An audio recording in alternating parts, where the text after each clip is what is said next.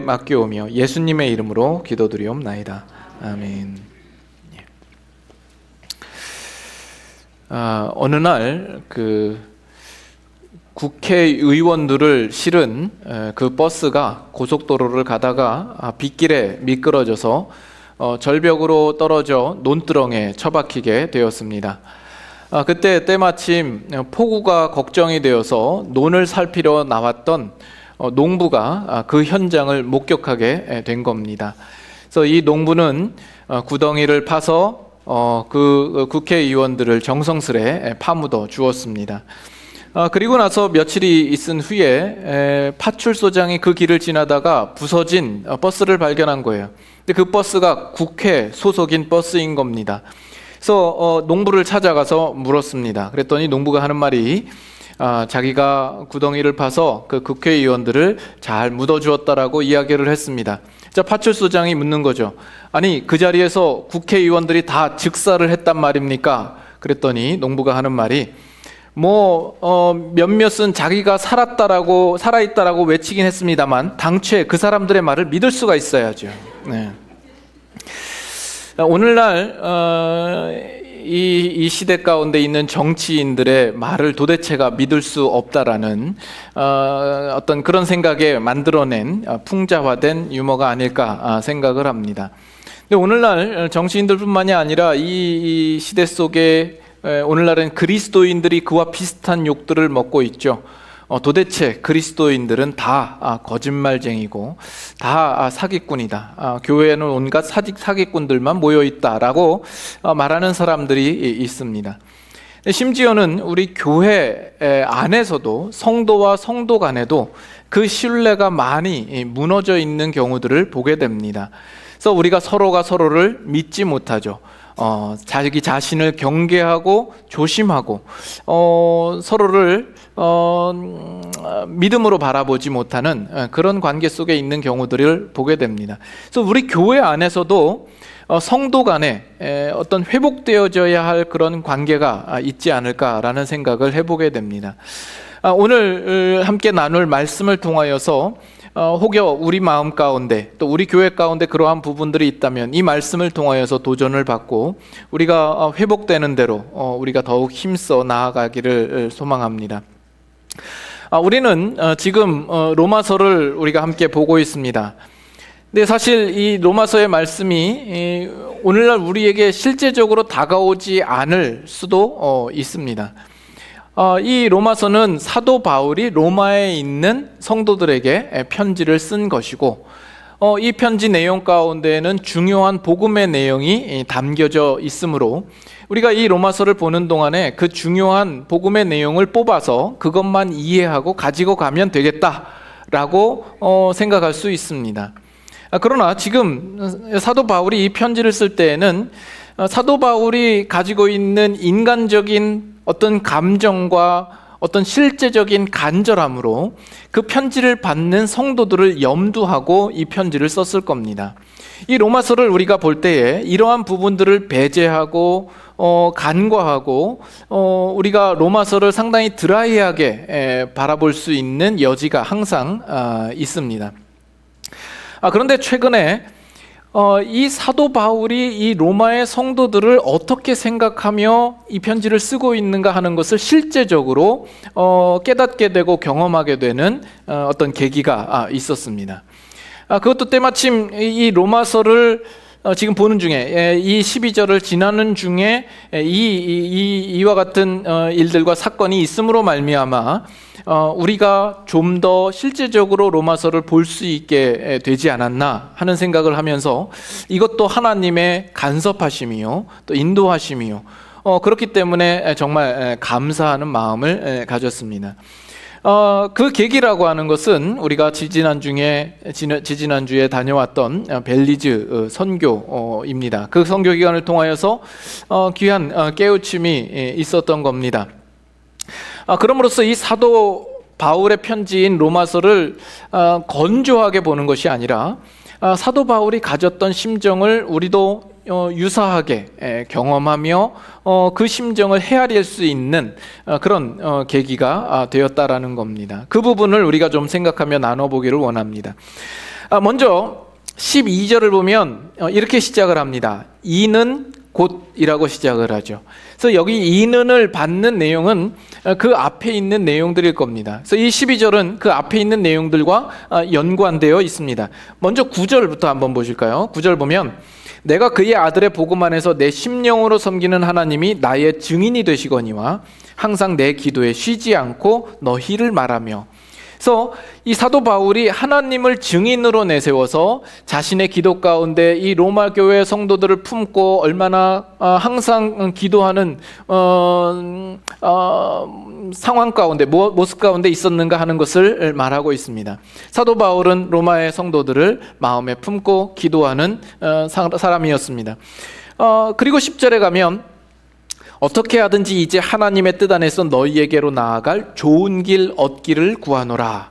그래서 사도 바울이 그렇게 이 로마에 있는 성도들을 방문하기를 고대하고 기대하고 또 열망했던 것이죠. 그 전에도 여러 차례 가고자 했던 마음들이 있지만 아직 가지 못한 상황입니다. 그러나 지금도 여전히 그 로마를 방문하고 싶어하는 마음이 있습니다. 그리고 11절에 보니까 내가 너희 보기를 간절히 원하는 것은 어떤 신령한 은사를 너희에게 나누어 주어 너희를 견고하게 하려 함이라. 그래서 그들에게 나아가 뭔가를 나누어 주기를 바라는 그 마음이 있는 것을 보게 됩니다. 그리고 나서 12절에 시작하기를 이는 곧이라고 말함으로써 그 전에 그가 가지고 있는 그 모든 것으로 말미암아 이 사도 바울 안에는 더 크고 놀라운 기대를 가지고 있었다라는 것을 우리가 알 수 있습니다.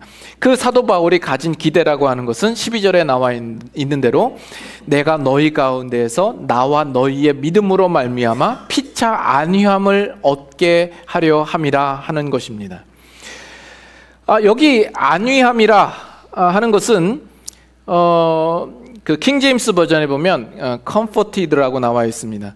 우리 한글 번역과 의미가 비슷하죠. 그러나 NIV 성경과 NASB 성경을 보면 encouraged라고 나와 있습니다.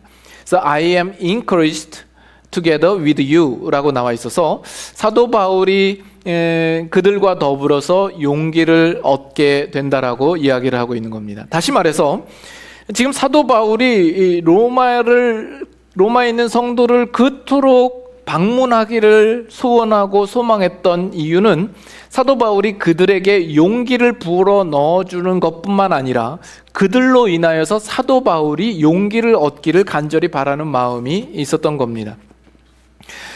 이 12절 이전에 있는 내용들을 보면 사도 바울이 로마에 있는 성도들을 품고 날마다 쉬지 않고 기도를 했었습니다. 그리고 사도 바울이 그 성도들을 방문하기를 항상 마음에 가지고 있었던 것이죠. 그리고 사도 바울이 그들에게 뭔가 줄 것이 많이 있었습니다.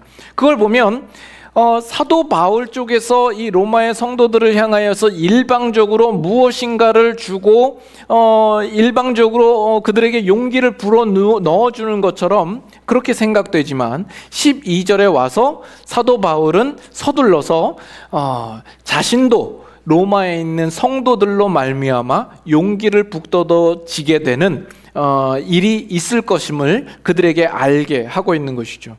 물론 사도 바울이 더 줄 것이 많이 있었을 겁니다. 그러나 또한 그들도 사도 바울에게 줄 것이 많다라는 것을 그들에게 확신시키며 그들에게 알게 하고 있는 겁니다. 그럼으로써 그 관계가 상호 교환적이고 서로가 서로에게 용기를 북돋아주는 그런 관계 속에 있음을 이야기를 하고 있는 겁니다. 이 사도 바울은 위대한 사람이고 또 위대한 사도입니다. 만약에 가장 자신을 뽐낼 만한 이유와 근거가 있는 사람을 뽑으라 그러면 그는 사도 바울이었을 겁니다. 가장 거만할 만한 이유가 있고 또 특별하고 뛰어난 사람이라 생각될 만한 사람이 있다면 그는 바로 다니면서 하나님의 기이한 일들을 행하며 능력과 기적을 행하는 바로 하나님의 사람 이 사도 바울일 겁니다. 그는 체험에 있어서나 비전에 있어서나 어떤 각오에 있어서 탁월한 위치에 있었던 사람입니다. 그는 3층 천에 올라가서 많은 것들을 보고 경험했던 사람이요, 그는 하나님께로부터 직접 계시를 받았던 사람입니다. 그런 위대한 사도 바울이 이 로마에 있는 정말 단순하고 평범하고 이름도 알려져 있지 않은 그 성도들을 만나기를 간절히 고대하고 있는 것이죠. 아마 이 로마에 있는 이 이방인들은 당시 가이사의 집에서 종으로 일했던 사람들이 대부분이었을 것으로 추정이 됩니다. 어떤 면에선 종의 신분에 있는 사람에 불과할 텐데, 사도 바울은 그들과의 만남을 그토록 기대하고 간절히 고대하고 있었던 겁니다. 물론 그들에게 말하고 싶은 것이 많았고 그들에게 줄 것이 많았습니다. 하지만 동시에 그들이 말하는 것을 사도 바울이 듣기를 간절히 바랬던 것이죠. 그들이 받은 은혜와 그들이 가지고 있는 간증과 그들이 누렸던 것들을 사도 바울이 함께 받기를 원하는 것이죠. 주께서 그들에게 무엇을 주셨으며 하나님께서 그들의 삶 가운데 어떻게 역사하셨는가를 듣기를 원하는 겁니다. 그 일들을 통하여서 사도 바울은 본인이 자극을 받고 자기 안에 그 기쁨이 더욱 풍성하게 되어질 것을 그는 알았던 것이죠. 자신의 마음이 뜨거워지게 될 것이며 그들과 만남을 통하여서 그가 누릴 수 있는 어떤 위대한 유익들을 그는 기대하고 있었던 겁니다. 사도 바울이 맡겨주신 그 사역들을 계속 진행해 나가도록 그들이 결국 사도 바울에게 격려하여 줄 것을 그는 기대하고 소망하고 있었던 것입니다. 어떻게 보면 지금 로마서 1장 12절의 이 내용은 우리가 로마서를 읽으면서도 그냥 지나쳐 버릴 만한 구절입니다. 저 역시도 지금까지 이 구절을 주목해서 볼 만한 어떤 여지가 없었던 것이죠. 그러나 최근에 이 벨리즈 선교를 통하여서 때마침 이 로마서를 보는 중에 이 구절을 볼 때에 이 구절이 더욱 부각되어지고 이 구절 속에서 사도 바울이 의미하는 바가 무엇인가를 더욱 실제적으로 깨닫게 되고 알게 되는 그런 시간들이 있었습니다. 우리 교회도 이 벨리즈 선교를 품고 있었죠. 우리가 몇 개월 전부터 이 벨리즈 땅과 그곳에 있는 선교사님과 교회를 위하여서 우리 마음에 품고 함께 기도로 준비하였습니다. 그리고 비행기표를 사고 그들에게 방문하기 위하여서 우리가 그 절차를 밟아왔죠. 그리고 아무래도 우리가 그들에게 전하여 주고 나누어 줄 것이 아무래도 많을 것입니다. 우리의 이 미국 땅에서 사는 이 환경이 그곳의 열악한 상황 가운데 있는 사람들보다 아무래도 모든 물자나 모든 면에서 풍족하기 때문에 우리가 나눌 것이 많이 있겠죠. 그러나 우리가 선교를 준비하면서 늘 우리 선교팀이 마음으로 항상 조심했던 것은 결코 우리가 우월한 위치에서 우리보다 못한 자들에게 뭔가 동정심에서 무엇을 나눈다라는 생각을 가지지 말아야 할 것을 우리가 항상 조심해 왔습니다.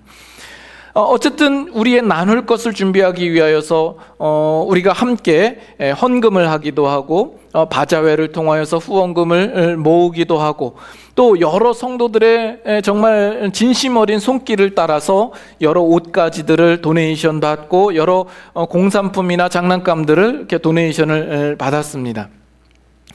그들에게 나눠줄 것을 우리가 준비를 하죠. 그러나 무엇보다도 중요한 것은 그들과 영적인 공급과 나눔들이 있도록 하기 위하여서 우리가 준비를 하죠. 우리가 가진 복음과 그곳에 있는 성도들이 가진 복음과 결코 차이가 없을 것입니다. 그러나 다만 오늘 우리가 살아가는 이 상황 속에서 아무래도 성경과 성경의 지식과 이해와 그런 부분에 있어서 우리가 복음을 좀 더 풍성하게 알아갈 수 있는 여러 가지 여건과 소스들은 우리가 더 많이 가지고 있을 것이라 생각을 합니다. 그래서 그들과 만났을 때 복음의 문제를 좀 더 풍성하게 나눌 것을 기대하면서 우리가 준비를 해 가죠. 그래서 이번에 가서 느낀 것은 우리 교회의 방문과 우리의 준비된 것들을 나누는 일들이 실제적으로 그곳에 있는 선교사님과 교회들에게 위로가 되고 용기가 되는 것을 확인을 하게 되었습니다.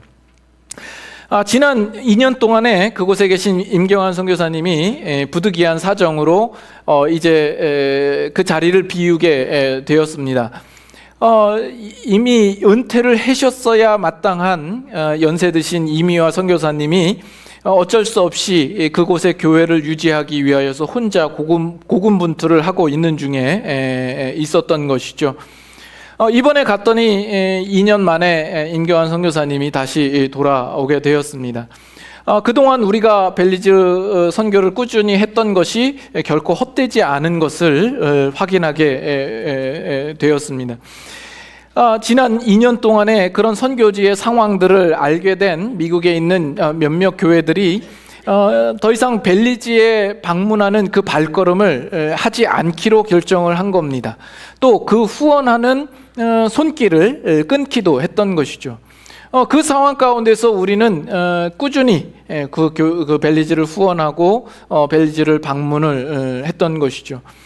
그것이 선교사님에게 있어서는 상당히 우리에게 감사의 마음을 가지게 되었고 본인 그 교회에 큰 위로가 되고 용기가 되었다라는 이야기를 우리가 듣습니다. 우리는 다만 그저 우리가 해야 할 선교이기 때문에 했습니다만 우리의 기도와 또 우리의 후원과 우리의 방문이 그들을 더욱 용기 있게 하고 또 위로하게 되는 결과를 가지게 된 것이죠. 그러나 여기서 우리가 더 분명하게 이야기하고 싶은 것은 무엇이냐면 이 중에도 이미 벨리즈에 다녀오신 분들이 있을 것이고 그분들은 충분히 공감하시겠습니다만은 우리가 벨리즈에 가서 우리 교회가 벨리즈에 있는 교회에게 일방적으로 무언가를 나누어주고 그들에게 공급하는 일방적인 통로로서가 아니라 왠지 모르게 그곳에 다녀오면 거기서 채우심을 입고 돌아오는 그 경험을 하게 되더라는 것이죠. 그곳에 가는 우리 멤버들마다 거기에서 깨어지게 되고 거기서 더욱 나의 교만함을 알게 됨으로써 회개하게 되고 자신이 겸손하게 되고 낮아지게 되어서 돌아오게 되는 놀라운 은혜를 입게 됩니다. 저 개인적으로도 작년부터 이런 부분들을 더욱 분명하게 느끼게 되었습니다만은 거기 가면 뭔가 스피리추얼리 차지되는 느낌을 가집니다. 1년 12달 변함없이 매주마다 강단에 서서 말씀을 전해야 되는 저는 상당한 부담을 안고 살아갑니다. 매주마다 똑같은 일상을 반복하면서 알게 모르게 매너리즘에 빠질 수도 있고 또 게으름에 빠지기도 하고 또 번아웃 되기도 하는 그런 일상을 가지게 되는 것이죠. 그래서 마치 가끔 종종 느끼기는 배러리가 그 셀폰 배러리가 다 방전되는 듯한 그런 느낌을 받을 때가 종종 있습니다. 제가 쓰는 셀폰이 좀 오래되다 보니까 요즘에는 너무나 빨리 닳아요. 몇 시간이 안 가요. 그래서 어쩌다가 보면 뭐 15%, 10% 미만이 되면 마음이 불안하죠. 빨리 차지해야 될 텐데 라는 생각을 하게 됩니다. 근데 영적으로도 어떤 그런 고갈한 상태, 방전된 상태를 경험하다가도 벨리즈에 갔다가 오게 되면 뭔가 그곳에서 이빠이 충전돼 가지고 오게 되는 어떤 그런 느낌을 받습니다. 근데 이것은 저 개인적으로만 느끼는 것이 아니라 함께 벨리즈에 나아갔던 그 팀원들도 동일한 느낌을 받았을 것이라고 저는 생각이 됩니다. 그래서 여러분 주위에 이번에 다녀오신 분이 있다면 한번 물어보십시오. 정말 그런가 그렇지 않은가. 제가 장담합니다. 만약에 그렇지 못하다라고 이야기하는 사람이 있으면 저한테 일러주십시오. 그 사람에 대해서는 특단의 조치를 취하여서 이제 내년에 끌고 가서 거기서 이제 놓고 올까 이런 생각을 해 봅니다. 어쨌든 거기에 가서 복음에 대한 새로운 열정과 어떤 소망을 새롭게 일깨우고 돌아오게 되는 것이죠. 그리고 주를 섬기는 것이 이토록 기뻤던가, 정말 마음에 감사함으로 섬길 수 있는 마음으로 변하여 돌아옵니다. 가서 이번에도 지붕공사를 했거든요. 교회 지붕공사를 했는데 그 뙤약볕에서 공사를 하는 가운데에서도 누구 하나 얼굴 찡그리지 아니하고 웃어가면서 농담하면서 기쁨으로 그 일들을 감당했던 것을 보고 우리 다 같이 그 마음의 흡족함을 입고 돌아오게 되었습니다. 심지어는 우리가 가서 전하여 준 것은 별로 없고 우리가 가서 나누어 준 것도 별로 없는데 우리의 마음이 너무나 충만하게 채워서 오음을 느끼면서 오히려 미안한 마음을 들기까지 합니다. 지금 무슨 이야기를 하는지 전혀 와닿지가 않죠.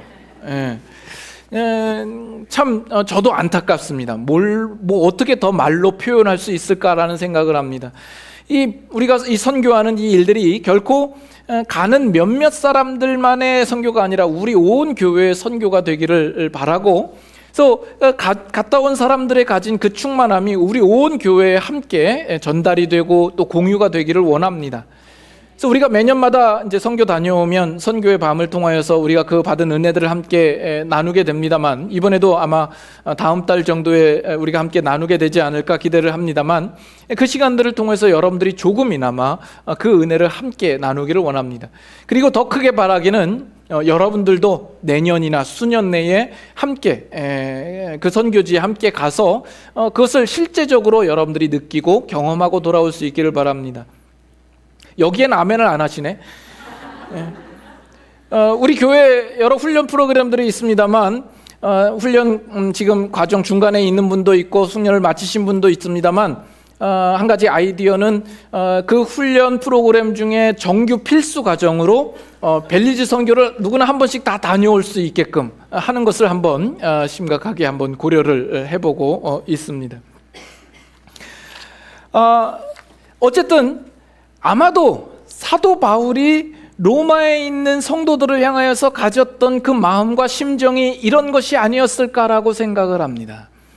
사도 바울이 물론 많은 것들을 준비해서 가고 그들에게 말할 것, 전하여 줄 것이 있지만 그저 내가 전하여 줄 것이 있다라는 그 부담감으로서만 나가가는 것이 아니라, 그가 그토록 바랬던 것은 그 성도들과 함께 만남을 통하여서 성도들로부터 자신이 자극받고 도전받고 마음이 뜨거워질 것에 대한 기대와 그 소망이 충만했던 것이죠.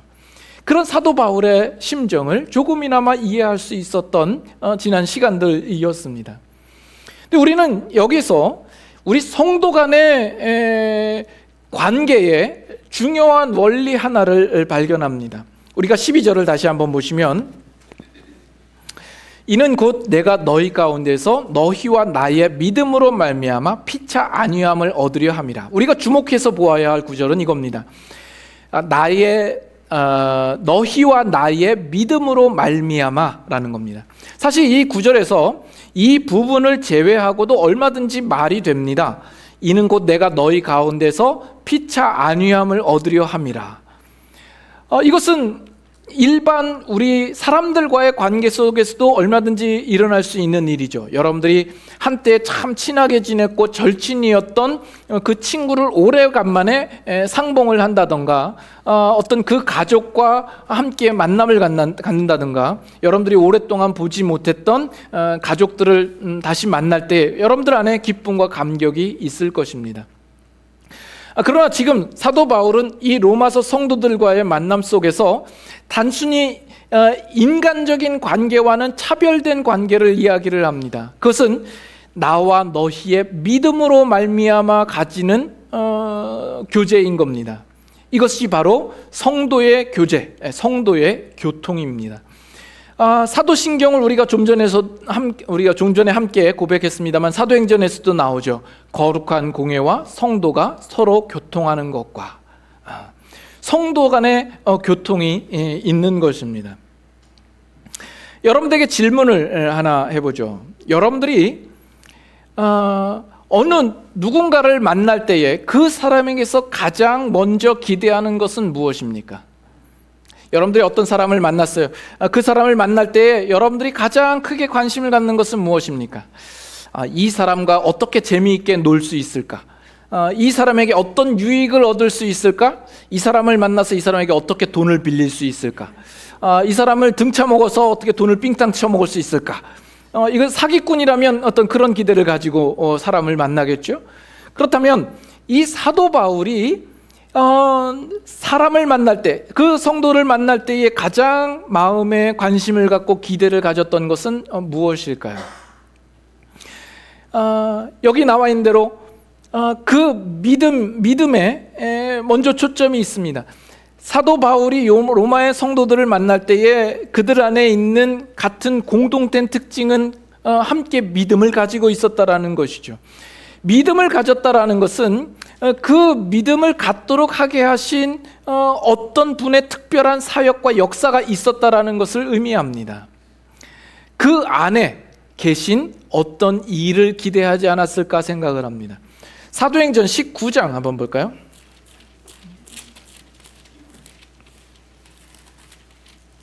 사도행전 19장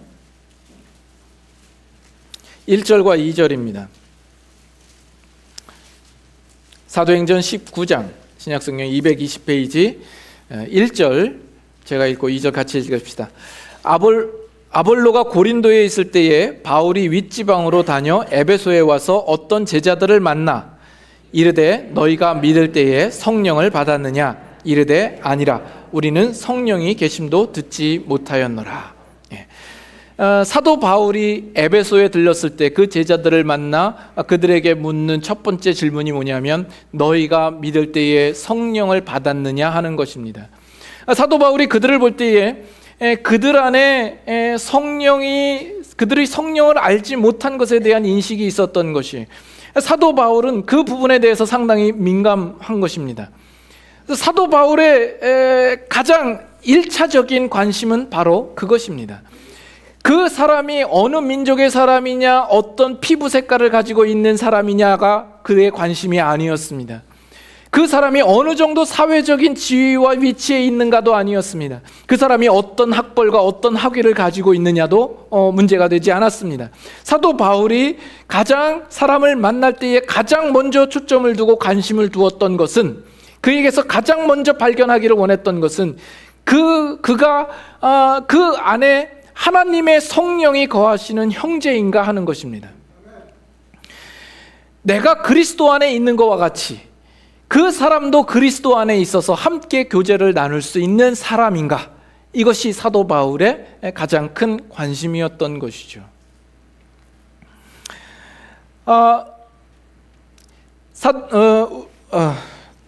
고린도전서 3장 16절에 보면 너희가 하나님의 성전인 것과 하나님의 성령이 너희 안에 거하시는 것을 알지 못하느뇨. 우리 안에 성령이 거하신다라고 이야기를 합니다. 우리 몇 구절 더 찾아볼까요? 로마서 8장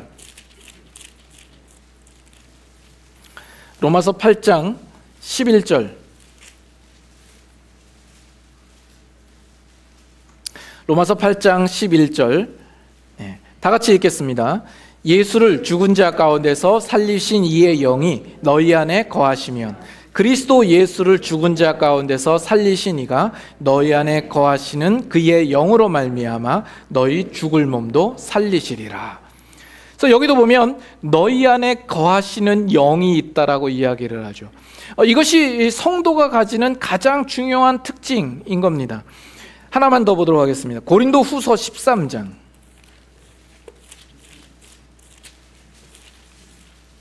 고린도 후서 13장 5절입니다.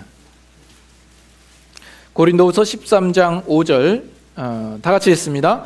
너희는 믿음 안에 있는가? 너희 자신을 시험하고 너희 자신을 확증하라. 예수 그리스도께서 너희 안에 계신 줄을 너희가 스스로 알지 못하느냐? 그렇지 않으면 너희는 버림받은 자니라. 예수 그리스도가 너희 안에 계신 것을 너희가 스스로 알지 못하느냐 이야기를 하죠. 사도 바울이 지금 로마의 성도들 또는 그가 만나는 사람들에 대하여서 그가 가장 크게 관심을 가졌던 부분은 바로 이것입니다. 그 성도된 그 사람을 보는 것이 아니라 그 안에 계신 예수 그리스도에 대한 기대, 성령님에 대한 기대를 가지고 있었던 것이죠. 이것이 성도 간에 가지는 가장 놀라운 특별한 특징들입니다. 일반 우리가 사람들과의 관계와는 분명히 구별되어지는 성도와의 교제, 성도와의 관계 속에 나타나는 특징인 것입니다. 어떤 면에서는 이것은 여러분들이 정말 신앙인인가라는 것을 평가해 줄 수 있는 시금석일지도 모릅니다. 여러분들은 누군가를 만날 때에 무엇을 가장 관심 있게 바라보십니까? 그 안에 계신 이로 말미암아 그것을 발견하고 함께 기뻐하십니까? 무엇을 가장 최우선으로 놓고 있으십니까? 여러분들은 예수 그리스도를 믿는 그리스도인을 만나기를 기뻐하십니까? 그 중에서도 여러분들이 특별히 구별지어 놓은 어떤 특별한 사람들만을 좋아하지 않나요? 어떤 모양과 어떤 취향을 가진, 나랑 비슷한 취향을 가진 사람만을 좋아하는 것은 아닙니까? 어떤 사회적인 지위와 신분을 가진 사람을 좋아하는 것 아닙니까? 좀 고상하고 지적인 사람을 좋아하는 것은 아닙니까? 그래서 여러분들에게 다시 한번 묻지요. 이 세상에서 정말 유명하고 저명하고 정말 누구나 들으면 알 수 있을 만한 그 사람을 만나서 교제하기를 더 좋아하십니까? 아니면 좀 비천하고 이름 없는 사람이라 할지라도 그리스도인과 함께 교제하는 것을 여러분은 즐거워하십니까? 여러분들에게 선택권이 주어진다면 이 세상에서 정말 유명하고 뛰어나고 특별하고 그런 이름 있는 불신자와 교제하는 것을 제쳐두고 정말 하나님의 은혜가 무엇인지를 아는 그리스도인과 교제하기를 여러분 기뻐하십니까? 현실적으로 크게 이런 문제를 여러분들이 생각하지 않을 수도 있어요. 왜냐하면 여러분들이 아는 유명한 사람이 없기 때문에. 그렇죠. 아무리 지금 생각해봐도 내가 유명한 사람을 아나. 제일 유명한 사람이 안 목사. 그 외에는 여러분들이 아는 사람이 많이 없을 거라 생각이 됩니다. 여러분 워렌 버핏의 기사를 혹시 본 적이 있습니까? 그와의 어떤 점심 식사를 위하여서 여러 사람들이 관심을 갖고 그 낙찰된 사람만 이제 그와 식사를 하게 되는 거죠. 그래서 2007년도에는 65만 100달러에 낙찰이 됐답니다. 한국으로는 약 7억 원에 해당되는 거죠. 그래서 그와 하루 종일 있는 것도 아니고 점심 식사 동안에 식사를 하면서 교제하는 그 일들을 위해서 7억 원을 투자해서 식사를 한 거예요. 거기서 식사를 마친 사람들이 워렌 버핏과의 식사를 통하여서 얻은 교훈이 3가지랍니다. 첫째는 매사에 진실해야 된다. 둘째는 아니라고 말하는 것을 어려워하지 말아라. 세 번째는 좋아하는 일을 해라. 이 교훈을 얻기 위해서 7억 원을 투자를 했다라는 거예요. 그 정도면 저도 할 수 있는데 저한테 100불만 줘도 제가 얼마든지 그와 비슷한 교훈을 얼마든지 드릴 의향이 있습니다. 작년 낙찰가가 267만 달러, 29억 원이랍니다. 그리고 최고 낙찰가, 지금까지 최고 낙찰가가 345만 6,789달러, 40억 원 정도가 됩니다. 이런 미친 제정신이 아닌 사람들이 있습니까? 저도 성도님들과 잘 식사를 안 하는데 낙찰가를 받아서 식사를 할까? 아무도 안 하겠죠. 여러분 생각해 보십시오. 여러분께서 이 워렌 버핏과 그 점심 식사 교제를 위하여서 한 그리스도인과 교제를 나누며 그 안에 계신 예수 그리스도를 발견하고 심령에 관한 문제를 나누는 그 교제를 제쳐두시겠습니까? 요한일서 4장 한번 볼까요? 요한일서 4장. 요한일서 4장 4절. 신약성경 391페이지 요한일서 4장 4절 찾으셨습니까? 다 같이 함께 읽겠습니다. 자녀들아 너희는 하나님께 속하였고 또 그들을 이기었나니 이는 너희 안에 계신 이가 세상에 있는 자보다 크심이라. 너희 안에 계신 이가 세상에 있는 자보다 크시니라 이야기를 합니다. 이 세상에 어떤 유명한 사람과 어떤 재벌가들과 아무리 이름 있는 사람이라 할지라도 성도된 신자 안에 계신 그 이가 그 누구보다 크시다라고 이야기를 합니다. 그래서 지금 사도 바울은 어떤 면에서는 위대해 보이고 대단한 사람이고 사도이긴 하지만 지금 사도 바울이 원하는 것은 로마에 있는 정말 평범하고 단순하고 이름도 없고 비천하게 보일 수 있는 종의 신분을 가지고 있는 그 그리스도인들을 자기 옆에 앉혀두고 함께 교제를 나누기를 간절히 기대하고 소망하고 있는 거예요. 왜요? 그 교제를 통하여서 그 안에 계신 예수 그리스도를 발견하게 될 것이며 그 안에 계신 성령님을 더욱 크게 그가 경험하게 될 것이기 때문입니다. 그것이 자신의 마음을 즐겁게 할 것이며 그것이 자신을 더욱 기쁘게 할 것을 그는 알았기 때문이죠. 이번이 우리 벨리즈 선교를 가게 된 게 6번째, 6년째 계속 연속해서 가게 됩니다. 그래서 우리 그래도 여러 차례 가셨던 집사님이 그런 이야기를 해요. 우리가 이 선교를 그저 한 해 하고 그저 2회 하고 마치는 그만두는 것이었다고 한다면 우리가 아무도 기억하지 못했을 텐데 지금 우리가 여러 번 오다 보니까 그 현지인들, 그 교회 리더들의 이름을 기억하고 볼 때마다 이름을 불러줄 수 있고 그 얼굴을 우리가 기억하고 있어서 너무나 좋다라는 이야기를 합니다. 그럼으로써 우리에게 가능한 것이 무엇이냐면 그들과 진정한 영적인 믿음의 교제를 함께 나눌 수 있게 되었다라는 것이죠.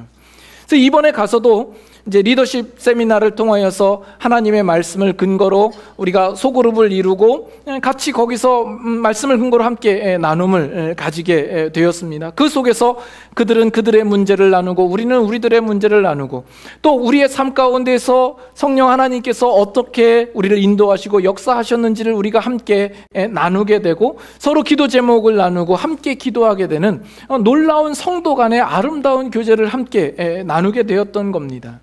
우리는 그 일들을 통하여서 우리가 가슴이 벅차오르고 우리가 뜨거워지는 것을 경험하고 우리가 도전받고 자극을 받고 우리 안에 또 그들 안에 역사하시는 성령님을 기뻐하며 찬양할 수 있게 되며 우리가 서로가 서로에게 귀한 용기와 또 위로를 가져다주는 놀라운 은혜를 우리가 입게 되었던 겁니다. 그러나 지금 제가 이 이야기를 하고 있는 그 의도와 목적을 여러분들은 분명히 알아주셨으면 좋겠습니다. 이것이 단지 여러분들도 다 벨리즈에 가셔야 됩니다 이 이야기를 하고 싶은 것이 아닙니다. 이러한 체험은 벨리즈에 가서만 유일하게 경험할 수 있는 것입니다라고 말하고 싶은 것도 아닙니다. 이것은 우리 교회 가운데서도 얼마든지 나타날 수 있는 일이며 또한 동일하게 나타나야 되어야 할 문제인 겁니다. 만약에 이러한 경험들이 우리가 단지 벨리즈에 가서만 우리가 경험할 수 있는 거라고 한다면 우리 교회 공동체는 상당히 가난한 겁니다. 우리는 뭔가 지금 대단히 잘못하고 있는 겁니다. 우리는 성도들끼리도 만남을 가질 때에 그들 안에 계신 성령님에 대한 기대를 우리는 전혀 하지 않고 있다라는 이야기가 되는 겁니다. 우리는 사람을 외모로만 바라보며 그 사람의 단점과 약점을 들춰내기를 좋아하고 우리가 시기하고 질투하고 그들을 판단하는 대상으로만 우리는 보고 있다라는 이야기가 되는 겁니다. 그러나 지금 우리가 얘기하고 있는 성도 간의 교통과 그 교제라고 하는 문제는 단지 사도 바울과 로마 교회 성도들 간만에 있는 문제가 아니고 우리가 벨리즈에 가서만 우리가 경험할 수 있는 것이 아니라 오늘날 이 교회 가운데 우리 성도된 우리들이 서로 만남 가운데 이 일들은 얼마든지 차고 넘치도록 나타나야 할 문제다라는 이야기입니다. 그래서 여러분들이 교회 오실 때에는 그 기대감을 가지고 교회를 찾아오실 수 있도록 하셔야 되는 겁니다. 이 교회 안에서 우리는 여러 가지 모임을 갖습니다. 다락방 모임도 있고요. 또 큐티 모임도 있고 선교회 모임도 있습니다. 우리가 그 가운데서 여러 가지 펠로우십을 가지죠. 친교하고 식사를 나눕니다. 그것이 잘못됐다는 것이 아니라 틀렸다는 것도 아닙니다.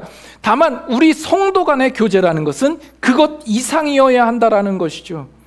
우리의 만남을 통하여서 우리는 결국 서로 안에 계신 예수 그리스도와 성령님을 발견할 수 있어야 합니다.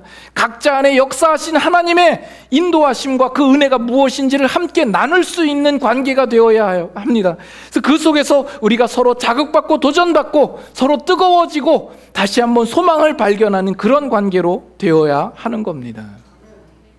우리는 이 사도 바울과 로마 성도 간에 가진 이 사도적이고 그 당시 초대교회적인 이 아름다운 모범의 관계를 우리는 회복할 필요가 있습니다. 마지막으로 한 구절만 더 보도록 하죠. 요한일서 1장 3절입니다. 요한일서 1장 3절, 우리 다 같이 한 목소리로 읽겠습니다. 우리가 보고 들은 바를 너희에게도 전함은 너희로 우리와 사귐이 있게 하려 함이니 우리의 사귐은 아버지와 그의 아들 예수 그리스도와 더불어 누림이라 이야기를 하죠. 이 사도 요한이 그 성도들에게 이야기를 합니다. 우리와 사귐이 있게 하기를 원하는데 그 사귐은 단순한 인간적인 사귐이 아니다라는 거죠. 우리 아버지와 예수 그리스도와 더불어 누리는 사귐이다라고 이야기를 합니다. 이것이 우리 교회 가운데 더욱 풍성히 나타나기를 바라고 그 일을 위하여서 여러분들이 더욱 적극적으로 참여하실 수 있어야 합니다. 그저 나는 뒷짐지고 구경꾼으로 있으면서 다른 사람들이 하는 것을 바라보는 것만으로는 이와 같은 기쁨과 이와 같은 누림과 사귐이 나타날 수가 없습니다. 여러분들이 직접 뛰어드실 수 있어야 합니다. 오늘 로마서 1장 12절 이 말씀을 통하여서 사도 바울과 로마 성도 간에 정말 모범적이고 아름다운 그림을 우리에게 보여주고 있는 것입니다. 서로 간에 믿음으로 말미암아 그들 안에 나눔이 있고 그 만남과 나눔을 통하여서 그들이 서로가 위로를 받고 용기를 북돋아지게 되고 그들이 서로 충만한 기쁨을 함께 누리게 되는 이 관계인 겁니다.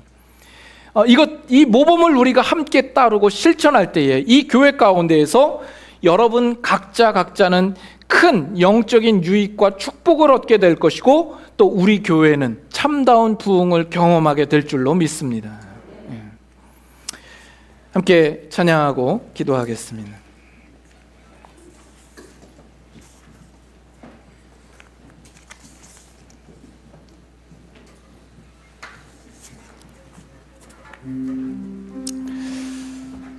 오늘 말씀을 생각하면서